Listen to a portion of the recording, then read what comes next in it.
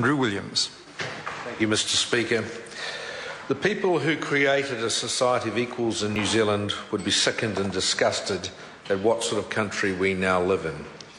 New Zealand is now a land of the haves and the have-nots. We're on the path towards creating a state-sponsored slave colony. The number of people at the bottom of the heap is growing, and the Honourable Stephen Joyce can smile and laugh, but the number of people at the bottom of the heap is growing. Those at the top are getting richer and richer, helped by huge tax cuts from this national government. This is a low-wage, high-price economy. That is what National and their big business backers want. They want queues of workers standing in the cold begging for jobs. They want a minimum wage economy, and even less for the youth of this country, even less than minimum wage. Many New Zealanders are leaving the country as the government continues its job eradication program.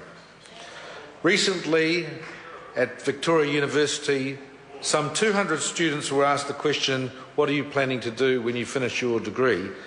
And some 170 of the 200 in the group said, "We're going to go and live overseas.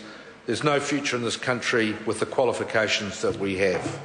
Isn't that sad when 170 out of 200 young people feel that the future for them is not in this country?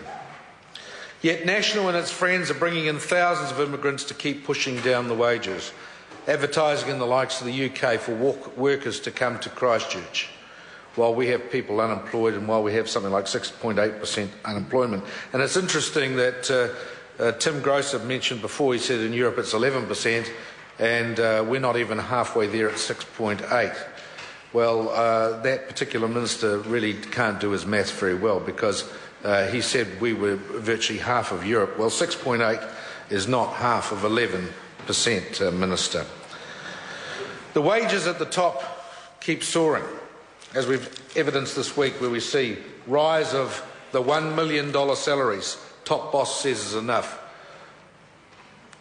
More than 41 senior executives getting more than $1 million in this country, many of which are simply not worth that sort of money. The real wages at the bottom and the benefits keep falling. Rampant capitalism is now a disease, and it has infected many countries throughout the world. Greedy financiers and bankers have destroyed entire economies, many of which having been bankers in the likes of Merrill Lynch in New York in their previous lives. The government's own figures released today show that their tired, old slash and burn and sell-out policies are not working. The tax take is down, the deficit is growing. Every day there is a sad story of another failure. Their only solution is to sell out precious assets overseas and to make us a colony of China and everywhere else where the economy is controlled. This is a disaster. We cannot afford another 2 years of a national government. After another 2 years, there will be nothing left. New Zealand First says, why don't they take their courage in their hands and go back to ordinary New Zealanders and ask them what to do at the polls? Nikki Kay. Mr. Speaker, I'm very pleased to speak in this general debate. I want to